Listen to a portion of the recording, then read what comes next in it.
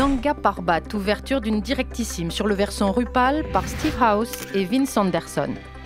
Le 6 septembre 2005, en fin d'après-midi, les deux Américains, Vince Anderson et Steve House, se congratulent au sommet du Nanga Parbat à 8125 mètres d'altitude. Au terme de 6 jours d'une ascension hors norme sur la plus haute paroi mixte du monde, le versant Rupal du Nanga Parbat et ses 4100 mètres de versant mixte. C'est sur cette paroi qu'en 1970, les frères Messner écrivirent une page épique de l'histoire de l'alpinisme.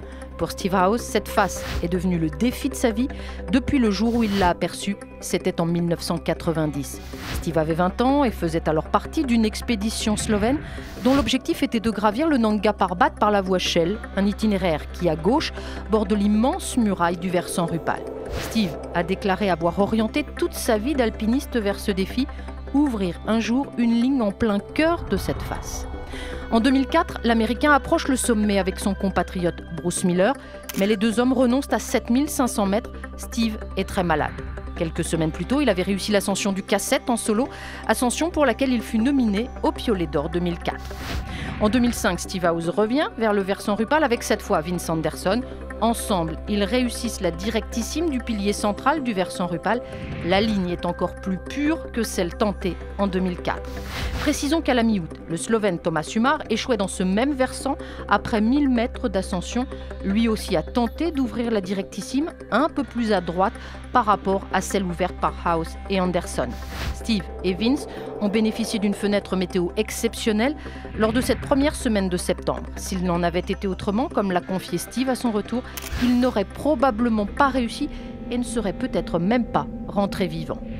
Ce mois de septembre 2005, après s'être acclimatés sur la voie Shell, les deux alpinistes ont gravi la paroi en pur style alpin. Chargés tous les deux d'un sac de 17 kg, ils ont tour à tour grimpé en escalade libre, tantôt décordé, tantôt encordé, voire simultanément à corde tendue. Ils ont également tiré des longueurs pour les sections les plus ardues, évaluant la difficulté à un niveau 6A en rocher, M6 en mixte et 4 en glace. Le troisième jour, les deux Américains grimpent 18 heures non-stop, enchaînant une trentaine de longueurs en terrain inconnu de Steve House. En effet, en 2004, Steve avait contourné le pilier central par la gauche.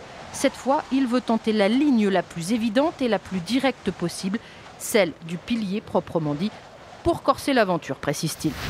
Mais dans la nuit du 3e au 4e jour, c'est le doute. Les photos dont dispose Steve pour s'orienter ne laissent entrevoir aucun passage vraiment évident pour la suite, sauf peut-être une fine cascade de glace qu'il gravira en solo intégral dans l'euphorie d'avoir trouvé le passage.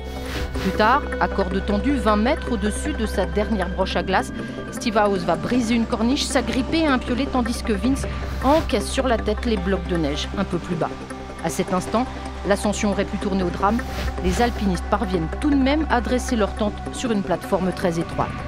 Le 5e jour, Steve et Vince rejoignent le point atteint en 2004 et installent leur dernier bivouac à 7400 mètres. Le 6e jour sera le plus éprouvant physiquement, une journée qu'ils évoquent comme la plus dure de toute leur vie d'alpiniste. Tant que nous ne serons pas parvenus sous le sommet sud à 8000 mètres, là où l'on peut voir les derniers mètres jusqu'au sommet, je ne serai pas sûr de réussir, pense alors Steve.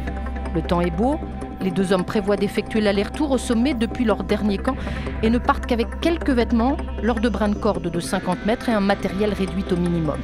L'arrivée au sommet constitue un très intense moment d'émotion pour Steve House, l'aboutissement de sa vie d'alpiniste. Tard dans la nuit, les deux hommes regagnent leur tente à 7400 mètres après des manœuvres de rappel difficiles et quelques erreurs dues à la fatigue et à la très haute altitude. Depuis ce dernier camp, le retour va durer 2 jours. La stratégie est de descendre en rappel le flanc gauche du pilier central afin de rejoindre le couloir Merkel et la voie Messner. Steve projette de descendre cette voie historique en rappel et des escalades.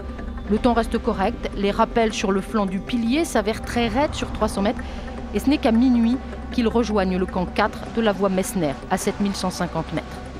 Des nuages annoncent l'arrivée du mauvais temps. Les deux Himalayistes décident de prolonger leurs efforts jusque tard dans la nuit, rencontrant des cordes fixes sans vouloir les utiliser.